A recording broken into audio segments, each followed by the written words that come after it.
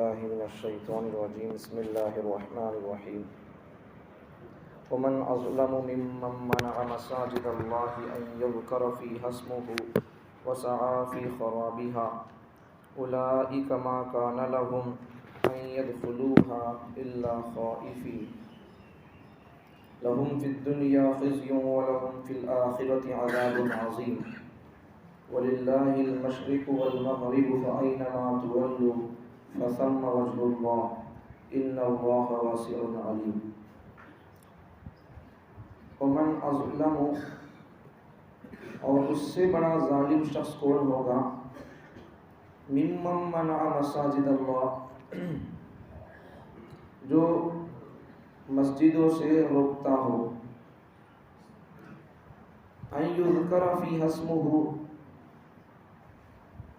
مسجدوں میں اللہ کا ذکر کرنے سے اللہ کو یاد کرنے سے روکتا ہو اس سے بڑا ظالم کون ہوگا وسعی فی خرابها اور مسجدوں کو ویران کرنے کی کوشش میں ہے اولئک ما کان لهم ان يدخلوها تو ان کے لیے حق نہیں بنتا کہ وہ مسجدوں کے داخل ہونے سے روکیں الا خائفین مگر ڈرتے ہوئے لہم فی الدنیا خزی اس قسم کے لوگوں کے لیے دنیا میں ذلت اور رسوائی ہے وَلَهُمْ فِي الْآخِرَةِ عَذَابٌ عَظِيمٌ آخرت میں ان کے لیے بڑا عذاب ہوگا وَلِلَّهِ الْمَشْرِقُ وَالْمَغْرِبُ اللہ ہی کے لیے مشرق اور مغرب ہے فَأَيْنَمَا تُوَلُّوا فَثَمَّ وَجْهُ اللَّهِ تم جس طرف بھی رخ کرو گے وہ اللہ ہی کی طرف رخ ہوگا ان اللہ واسع علیم بے شک اللہ تعالی وسعت اور کشادگی والے اور باخبر ہیں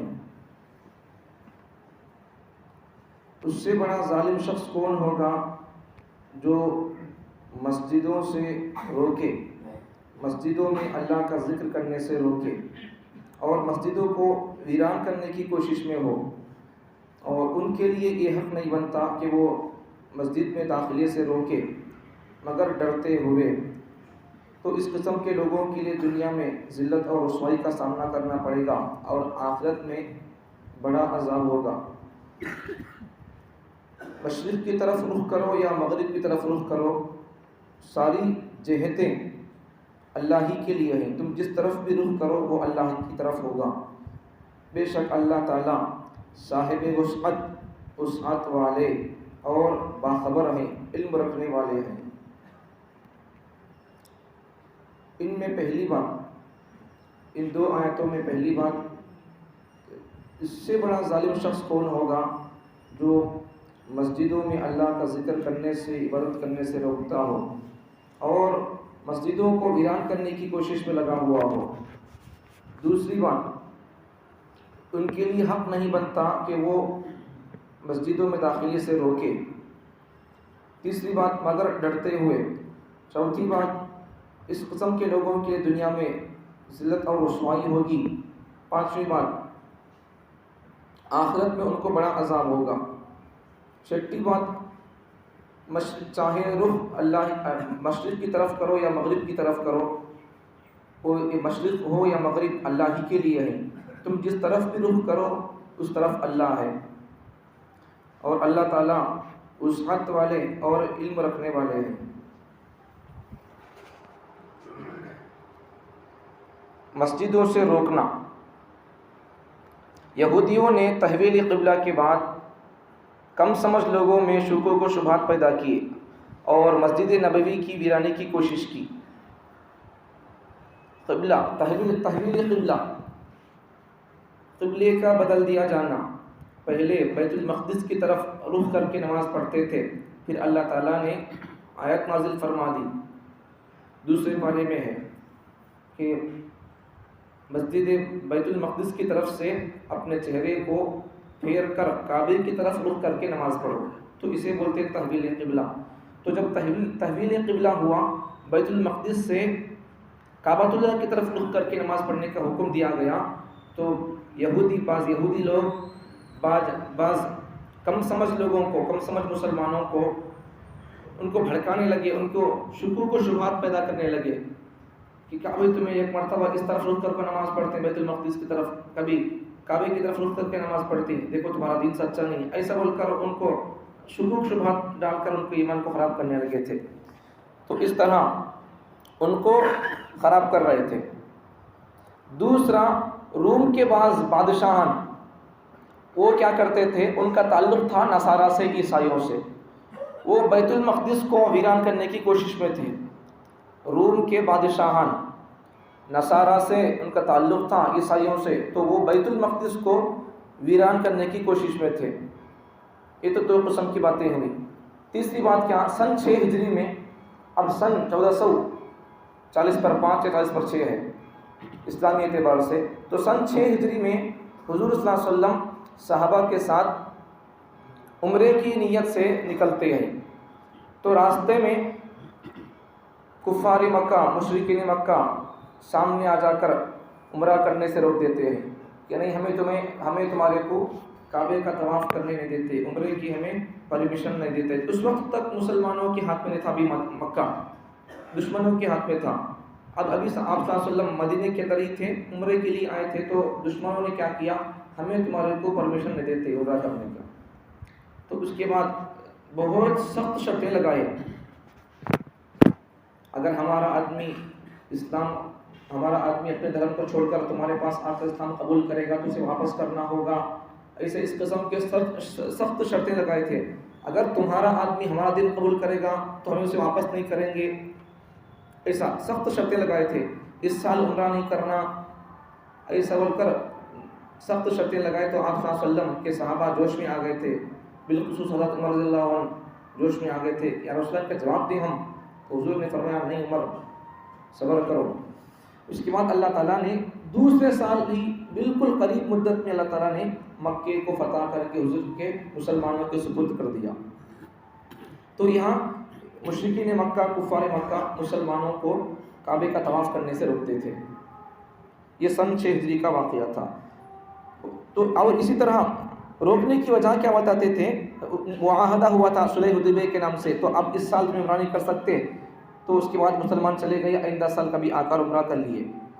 تو مشرکین مکہ کا، کفار مکہ کا مسلمانوں کو روکنے کی وجہ کیا بنی تھی، کیا واسطے روکتے تھے کہ بدر کے اندر، جنگ بدر میں مسلمان ہمارے باپ داداؤں کو، چچاؤں کو مار دیے تھے، اس لیے ہم ان کو کعبے کا طواف کرنے نہیں دیں گے. انہوں ظالمہ بول کر سمجھ رہی. کفار کیا سمجھ رہی، مسلمان جنگ بدر میں ہمارے باپ داداؤں کو، ہمارے چچاؤں کو مار دیا ہی، یہ ظالم سمجھ رہی. اب اللہ فرما رہی وَمَنْ أَظْلَمُ مِمَّن مَنَعَ مَسَاجِدَ اللَّهِ أَن يُذْكَرَ فِيهَا اسْمُهُ. اس سے بڑا ظلم، جبکہ جنگ بدر بھی ایسا ہی نہیں ہوئی ہے. مسلمانوں کی طرف سے کبھی بھی جنگ میں اور جدال میں پہل نہیں ہوتی. کفار کی طرف سے جب چیلنج ہوتا ہے تو مسلمانوں کو جواب دینا پڑتا ہے. ورنہ پھر اگر مسلمانوں کے خود اپنے جذبات سے اگر جنگ کر رہے ہوتے تو پھر جنگ بدر میں اللہ کی طرف سے فرشتے نہیں کو آتے. ان کی طرف سے ہوئی تھی لڑائی کی پہل، تو پھر بعد میں مسلمانوں نے تیاری کر کے جنگ میں شرکت کی تھی، اور اس کے بعد اللہ کی طرف سے مدد اور نصرت ہوئی تھی. تو ان کا کہنا، ان کا سمجھنا کیا، ان کی مینٹالٹی کیا تھی کفار کی، کہ انہوں مسلمانہ جنگ بدر میں ہمارے باپ داداؤں کو مار دیے، ہمارے چچاؤں کو مار دیے، اس لیے ہم انہوں ظالم ہیں، ان کو کعبے کا طواف کرنے ہم نہیں دیں گے. اللہ ارشاد فرما رہی اگر کسی انسان کو قتل کرنا ظلم ہے تو مسجد میں آ کر عبادت کرنے سے، خاص کر کعبے کا طواف کرنے سے تم روک رہے ہو مسلمانوں کو، یہ اس سے بڑا ظلم ہے. اللہ ارشاد فرما رہی. تو کسی کو بھی مسجد میں آنے سے، خاص کر کعبے کا طواف کرنے سے روکنے کی اجازت نہیں ہے. مسجدیں یہ سب کی ہوتی ہیں، کسی کی بھی ہوتی ہیں مسجدیں. دیکھو 3 چیزیں عام ہوتی ہیں، 3 چیزیں، ایک اللہ کی ذات، دوسرا رسول اللہ کی ذات، تیسرا اللہ کا کلام قرآن مجید. یہ 3 چیزیں عام ہیں، یہ صرف مسلمانوں کی نہیں ہے. کوئی مسلمان یہ نہیں کہہ سکتا کہ یہ 3 اللہ ہمارا ہے، میرا اللہ بول کر نہیں بول سکتا. اگر کوئی آدمی کوئی غیر مسلم بولتا ہے اللہ سے مانگ تو، اللہ سے دعا کر تمہیں میرا مسئلہ ہوتا بول کر، تو اس وقت مسلمانوں سے روک نہیں سکتا کہ تو کہیں کو میرا اللہ بول کر بولتا، اللہ تمہارا نہیں ہمارا بول کر. کسی انسان کو، کسی مسلمان کو میرا اللہ بھائی تمہارا اللہ نہیں بول کر بولنے کی اجازت نہیں ہے۔ اس کی دلیل قرآن مجید کا پہلا سورہ سورہ فاتحہ کی پہلی آیت میں دیکھ لو آپ، اللہ تعالیٰ وہاں ارشاد فرمانی الحمدللہ رب العالمین، اللہ تعالیٰ کے لیے تمام تعریفیں ہیں اور اللہ تعالیٰ پورے جہانوں کا پالنہار ہے، پورے عالموں کا رب ہے، مسلمانوں کا رب نہیں۔ الحمدللہ رب المسلمین رب المؤمنین رب المتقین ہے کیا؟ نہیں ہے۔ پھر ہمیں جب اللہ بول رہا ہمیں سب کا رب بول کو بولے تو پھر ہمیں ہمارے کو خاص کرنے کی کیا ضرورت ہے؟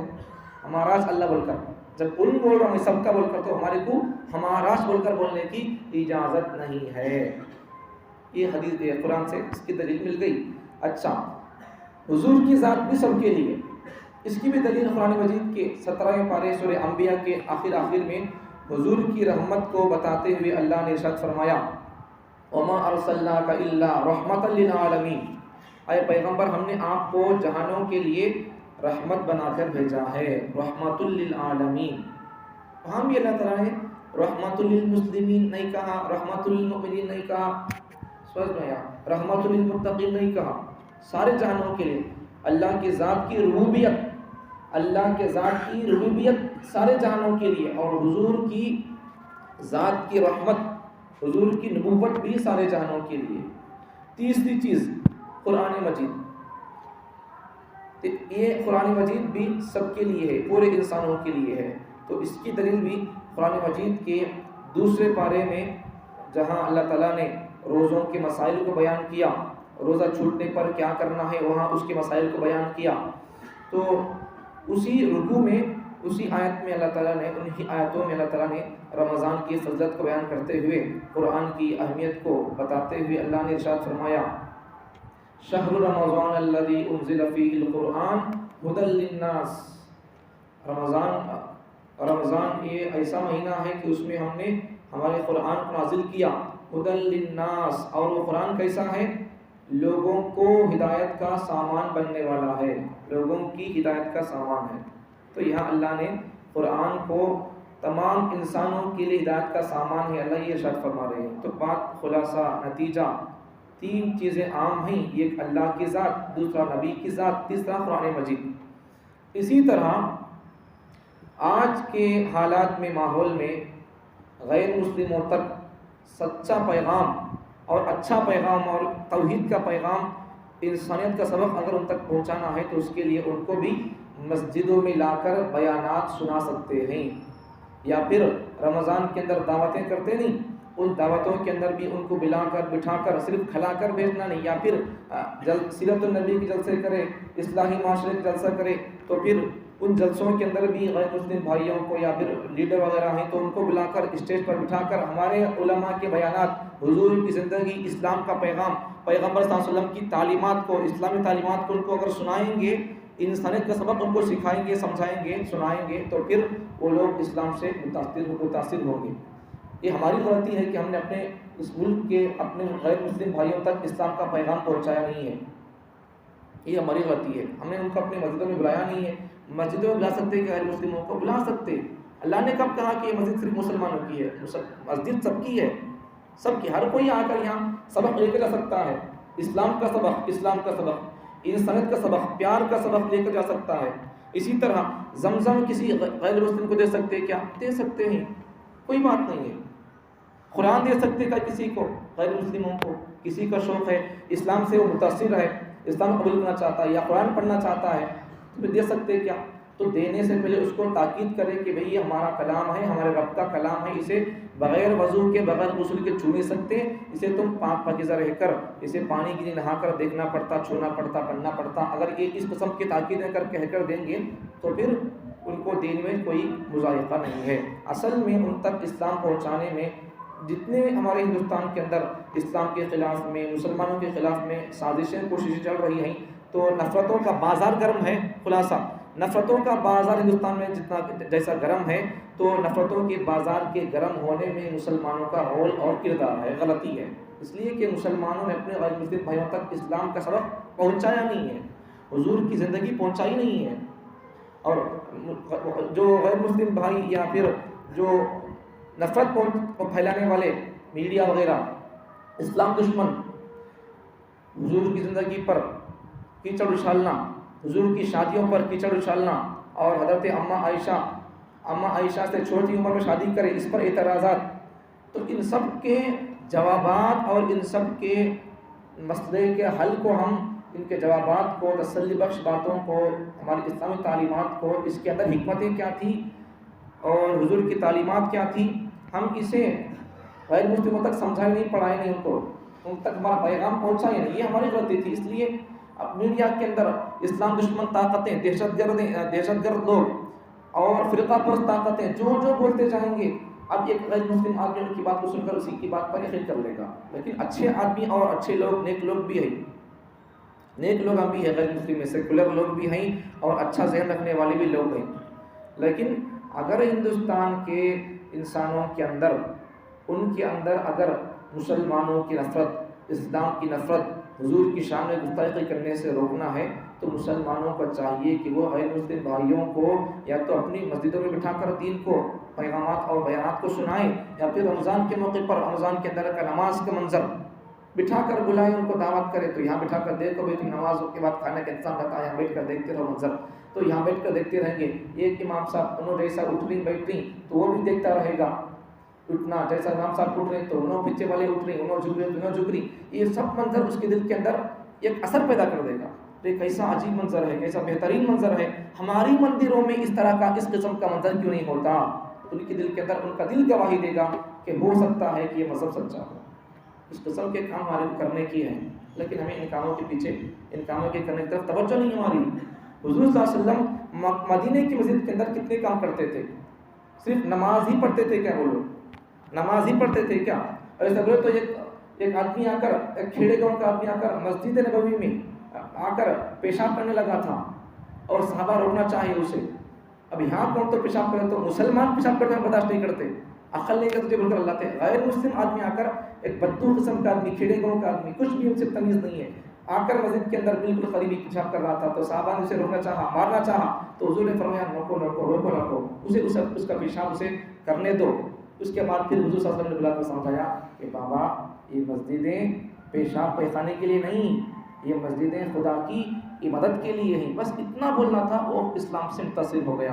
ایسے بہت سارے واقعات ہیں اس قسم کے. تو خلاصہ نتیجہ کیا؟ اسی طرح ایک صحابی کا، سمامہ بن اسال رضی اللہ عنہ، ایک صحابی ہے، اسلام سے پہلے یہ قید ہو کر آ گئے تھے. تو ان کو مسجد نبوی کے ایک ستون سے باندھ دیے تھے، ان کو صرف کھانا پانی سب دیتے تھے، لیکن ان کو اسلام دکھاتے تھے.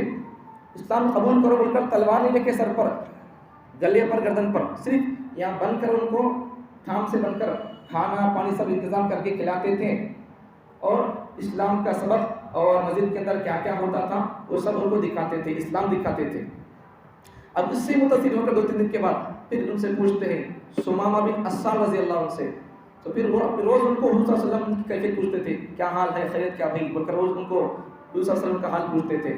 تو اس طرح وہ آدمی، وہ صحابی اسلام سے پہلے سمامہ بن اسال رضی اللہ عنہ، یہ مسجد نبوی کے اندر کے یہ تمام مناظر کو، اسلام کے اسباب کو، تعلیم کو، تربیت کو دیکھ کر چند دن ہی نہیں گزرے کہ وہ اسلام قبول کرنے کے لیے تیار ہو گئے. خلاصہ نتیجہ کیا کہ مسلمانوں کو اس طرح کے غیر مسلموں میں دعوت کا کام کرنا اور ان کو توحید کا پیغام پہنچانا، ان کو مسجدوں کے اندر لانا، جلسہ کرے، سیرت النبی کے جلسہ کرے، اصلاحی معاشرے کا جلسہ کرے، مسجد کے اندر کوئی پیغام اور کوئی تربیت کا کوئی انتظام ہوا تو ان کو بھی دعوت دے کر، جس طرح ہمارے مسلمانوں کو دعوت دیتے ہیں ان کو بھی دعوت دے کر لا کر بٹھانا اور ان کو اسلام کا پیغام سنانا ہے. نہیں تو پھر اللہ اگر پوچھے گا تو پھر کیا ہوگا؟ تمہیں کہیں گن تک نہیں پہنچے تو پھر کیا بولیں گے؟ تمہارے تم تک اسلام نہیں پہنچا تھا کیا؟ تو وہ غیر مسلم کیا بولیں گے؟ اے اللہ، تیرے ماننے والے بندے ہم تک اسلام کا پیغام نہیں پہنچائے تھے، ہم بس اعتراضات میں، اسلام کی دشمنی میں ہم جی رہے تھے. اگر تیرے بندے ہمارے پاس آ کر اسلام کی حقانیت کیا ہے، حضور کے غلام آ کر ہم کو بتاتے تھے تیرے پیغمبر کے غلام، تو پھر ہمیں اس اسلام کو اور فکر کر کے سوچ کر، ہوئی اچھا مذہب ہے، انسانیت کا سبق دیتا ہے، یہ سمجھ کر ہم اس کو ایکسیپٹ کر سکتے تھے. غلطی تیرے بندوں کی تھی اللہ بول کر وہ اگر بول دیں گے تو ہمارے پاس چھٹکارے کا کوئی جواب نہیں ہو سکے گا. تو اس طرح کام کر سکتے ہیں، کرنا چاہیے. ہندوستان کے قوانین میں سے ہے کہ کوئی بھی آدمی اپنے مذہب کا پرچار کر سکتا ہے، اپنے مذہب کی تبلیغ کر سکتا ہے. اسی لیے تو ہندو اور عیسائی لوگ گھر گھر پھر کر انہیں تبلیغ کر رہی، مسلمانوں کے گھر کو آ رہی. 2-3 ہفتے پہلے قرآن کا اردو میں ٹرانسلیشن کر کے یہ اردو کتاب ہے بول کر، قرآن کا ترجمہ ہے بول کر گھر گھر لے کر پھر بھی غیر مسلم۔ اب کمزور ذہن کے لوگ ہوں گے تو یہ قرآن ہے دیکھو تمہاری بول کر بولیں گے تو اسے قبول کر کے لے لیں گے، جبکہ اس کو کھول کر دیکھے تو پھر اس کے اندر ہے نہیں غلط باتیں ہیں۔ آئے تھے لوگ وہ، میں بھی اٹھا کر کتاب لے کر دیکھا تو دیکھنے کے بعد کیا ہوا، اس کے اندر ہے، اس کے اندر یہ کتاب کے اندر لکھا ہوا تھا کہ بائبل، ہندوؤں کی کتاب رامائن، ابھی عیسیٰ کی کتاب بائبل، ان سب کا خلاصہ ہے قرآن، اور یہ قرآن اصل نہیں ہے، رامائن اصل ہے، یہ اصل ہے، وہ اصل ہے، اس طرح کی باتیں سامنے آئی۔ تو اگر ہمارے کچے مسلمان اس قسم کی باتوں کو اگر ان کے پھرتے ہوئے کتاب لے کر چلتے ہوئے اور گھر گھر کے پاس لے کر کتاب لے کر جا کر پیش کرتے رہیں گے، یہ لوگ ہندو تمہاری کتاب ہے قرآن ہے بول کر، تو ہمارے کچے مسلمان کیا کریں گے؟ قبول کر لیں گے اسے۔ سمجھ میں آتی بات؟ یہ پکی کتاب نہیں پڑھ رہی مسلمان، ان کچے لوگوں کی کچی کتاب قبول کرنے کے تیار ہو جائیں گے پھر۔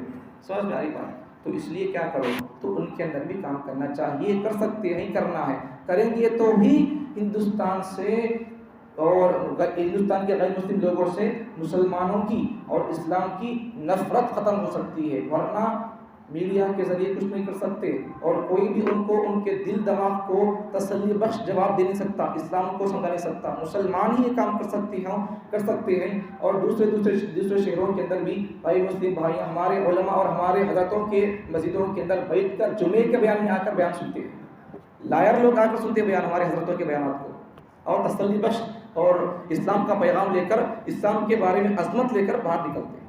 سمجھ میں آئی بات؟ تو یہ کام کرنے کی اگر کریں گے تو ہمارے ملک کے اندر بھی، ہمارے گھروں کے اندر بھی ایک اچھی فضا قائم ہو سکتی ہے۔ دشمنوں ہندو لوگوں کے اندر بھی مسلمانوں کی جیسا آج سے کئی سال پہلے تھے کہ انہوں ان کے بارے میں رہتے تھے، انہوں ان کے بارے میں رہتے تھے، ایک دوسرے کے ساتھ اچھا خیال کر کے رہتے تھے، کوئی دشمنی نہیں، کوئی نفرت نہیں تھی۔ لیکن آج کیا ہو گیا، غیر مسلم بھائیوں کے اندر نفرتیں پیدا ہو گئی، پیدا کر دیے گئے۔ فرقہ پرست طاقتوں نے، اسلام دشمن طاقتوں نے میڈیا کے ذریعے سے ان کے دل و دماغ کے اندر مسلمانوں کی، اسلام کی دشمنی کو بھر دیا۔ جب کرونا وائرس آیا تھا تو تب بھی غیر مسلموں کے اندر میڈیا کے ذریعے سے نفرت پھیلائی گئی، تو غیر مسلم کیا کہتے تھے؟ اچھے غیر مسلم اچھے تھے، لیکن کچھ غیروں سے متاثر تھے، وہ لوگ کیا بولتے تھے؟ مسلمانوں کی وجہ سے بیماری آئی، ایسا بولتے تھے۔ حالانکہ بیماری کا تعلق کسی مذہب سے نہیں ہے، ہر کسی کو بیماری آ سکتی ہے۔ سمجھ میں آ رہی بات؟ تو جو لوگ غیر مسلم بھائی دشمنوں سے تعلق تھا ان کا، میڈیا سے تعلق تھا ان کا، تو پھر ان کی بات میں وہ آ کر مسلمانوں سے نفرت شروع کر لیے تھے۔ جو سیکولر غیر مسلم تھے وہ لوگ تب بھی کرونا وائرس کے زمانے کے اندر بھی مسلمانوں سے لینا دینا، کھانا پینا، باٹل کے اندر پانی پڑا کر بھوک لینا، یہ سب چیزیں چلتے تھے۔ اب بھی کوئی بات نہیں ہے، اب بھی کوئی فرق نہیں پڑا ہے، اب بھی بہت سارے غیر مسلم بھائی علماء کے پاس آتے ہیں اور ان کے پاس آ کر کسی ان کے بچے کو بخار آئی ہے، ہنکیا میں ہوا ہے، اماں ڈالی ہے، تو آ کر باٹل لے کر پانی پڑ کے دھوکہ لے کر جاتے ہیں۔ سمجھ میں آئی بات؟ تو خلاصہ کیا ہوا کہ ان کو بھی معلوم ہے کہ کتاب سچی ہے، انہوں اگر پڑھ کر بھوکیں گے تو ہم کو شفا ہوگی، ان کو اس بات کا یقین ہے۔ بس ہم کو کرنے کا کام یہ ہے کہ ان کو یہاں تک بلا کر، ہمارے جلسوں میں، ہمارے کسی بھی ہمارے مجلس میں بلا کر اسلام کا پیغام، اسلام کی حقانیت کیا ہے یہ ان کو سمجھائیں گے، تو انہوں کس کی پوجا کر رہے ہیں، یہ اس کی حقیقت کیا ہے، کس کی پوجا کرنا تھا، یہ ان کو سمجھائیں گے، تو ان کے دل و دماغ اس بات کی گواہی دے گا کہ بس تم جو کرتے ہو وہ غلط ہے، انہوں جو پیغام تم کو سنائے یہ سچ ہے۔ جب ان کے دل میں یہ بات کی گواہی دے گا تو پھر وہ لوگ کیا کریں گے؟ اسلام کی طرف آ جائیں گے۔ ایک ہم کو ذریعہ بن کر یہ کام کرنے کی ضرورت ہے، یہ ذمہ داری ہے ہماری۔ جب تک یہ کام نہیں کریں گے ہندوستان کے اندر ہمارے خلاف میں سازشیں، پلانس بنتے جائیں گے، کچھ بھی نہیں کر سکتے تھے۔ اللہ تعالیٰ مجھے اور آپ کو ہماری ذمہ داری کے کاموں کو کرنے کی توفیق عطا فرمائے۔ الحمدللہ رب العالمین۔